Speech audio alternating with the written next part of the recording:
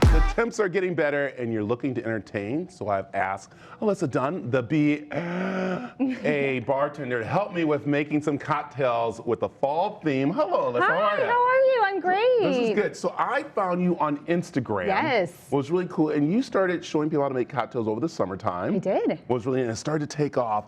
And you go by the Bad Bartender, but what's really cool is that you make drinks that I can make at home very easy, better than some bartender guys and ladies who get there and they're like, oh, here you go, and boom, boom, boom, and you're like, you're lost right after the first thing. Yeah, I try to make it really approachable for everyone so that you can make fun cocktails at home and feel like a little mixologist at home and entertain guests. So I love it. Okay, you got a couple of drinks for us right now that we're going to be doing, and so this is pretty fun and easy to do, and I like this already. I didn't even talk to her about this, but she goes, you must be a whiskey scotch drinker kind of Brad. And I'm like, oh, well, what gave that away? So what's the first one we're gonna make? So we are gonna make a gingerbread old fashioned. And this is a really good cocktail because gingerbread old fashions go anywhere from fall all the way into winter.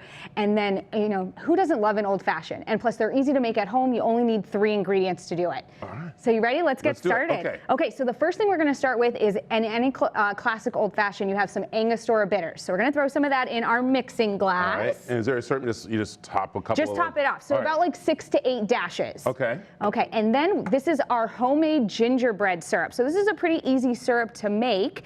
It's just water, sugar, fresh ginger, and some baking spices.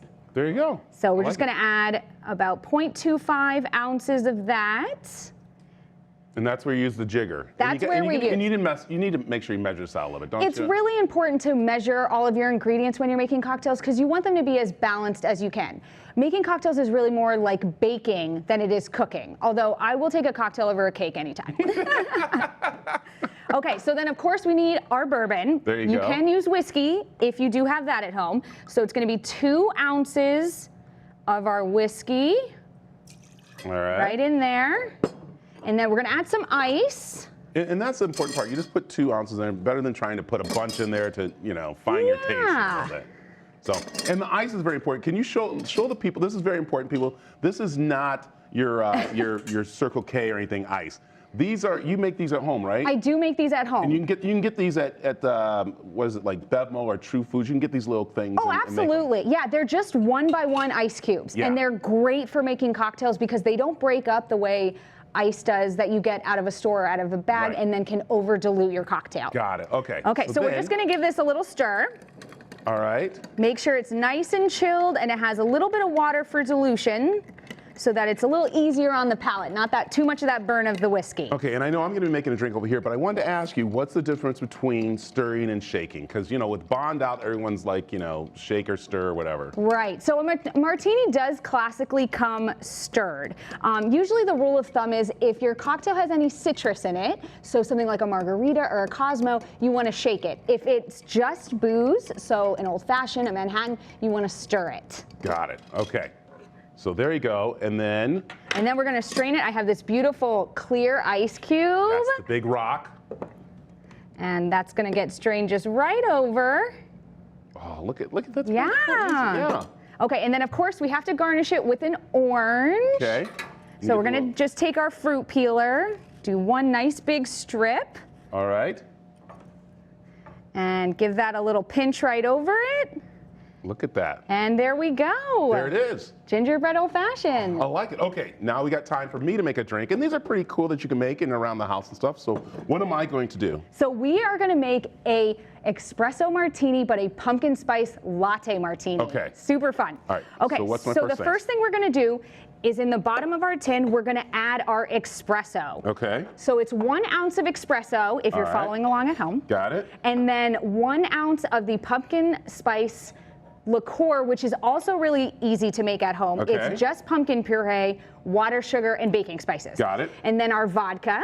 Yeah. Perfect. There we go. And then we're gonna add our ice cubes in there. Okay, how many ice cubes should I do? Oh, about 5 or 6 should be good. All right, and as we're doing that, tell people how they can get a hold of you and find you, because you do events and you do all kinds of like teaching. Yeah, so the best way to get a hold of me is on my Instagram. You can just look up my name. You can look up the name I go by with the beep in it. That's pretty cool.